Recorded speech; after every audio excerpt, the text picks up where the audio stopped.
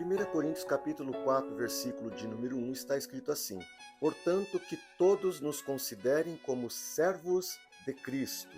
Quem são as pessoas que Deus está usando? Essa é uma questão delicada, pois a Bíblia muitas vezes mostra uma coisa, mas a igreja vê outra. Em Apocalipse, por exemplo, Jesus aparece a João andando entre 7 candelabros de ouro e entre 7 estrelas, capítulo 1, verso 12 de Apocalipse. Jesus explica a João que os 7 candelabros simbolizam as 7 igrejas e que as 7 estrelas são os 7 anjos da igreja, ou seja, os 7 pastores. Isso está lá no capítulo 1, verso 20 de Apocalipse.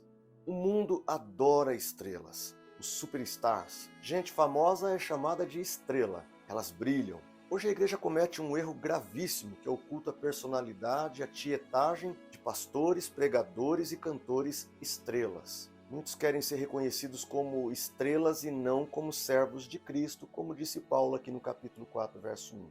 E algo que devemos entender aqui. Os pastores são estrelas no Apocalipse no sentido de que uma estrela tem órbita própria. Uma estrela não vive de seguir outra estrela, copiar o ministério de outra estrela. Assim sendo, o pastor deve ter sua vida e ministério sustentados por Deus e não viver de copiar o ministério dos outros.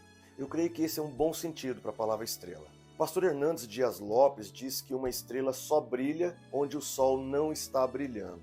Ou seja, se você está brilhando muito, então é porque Cristo, o sol da justiça, foi deixado de lado. Pois onde o sol brilha, nenhuma estrela rouba a cena. Então, como devem ser vistos aqueles que Deus está usando? O nosso texto diz, portanto, que todos nos considerem como servos de Cristo. E essa palavra servo é a mesma palavra que usamos para ministro de Cristo. Quando pensamos em ministros, já vem à nossa cabeça a grandeza do cargo. Porém, Paulo não está de modo algum falando de grandeza, aliás, o contrário disso.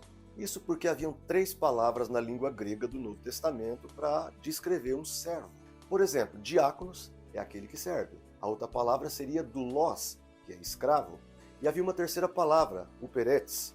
Uperetes era a classe mais baixa dos servos. Por quê? Essa palavra só aparece uma única vez no Novo Testamento e aqui no capítulo 4, verso 1. Nos grandes navios romanos existiam as galés, que eram porões onde trabalhavam os escravos sentenciados à morte. Aqueles que eram sentenciados à morte prestavam serviços antes de morrer. Eles tinham seus pés amarrados e trabalhavam exaustivamente debaixo de humilhação e chibatada até a morte. Com isso, Paulo está dizendo que o verdadeiro ministro é um servo, é um uperetes, que ele não é um superstar, e sim, ele é um obreiro da igreja sentenciado à morte e que deve obedecer às ordens do capitão da salvação. Que Deus toque em nossos corações e nos coloquemos em nosso devido lugar de serviço.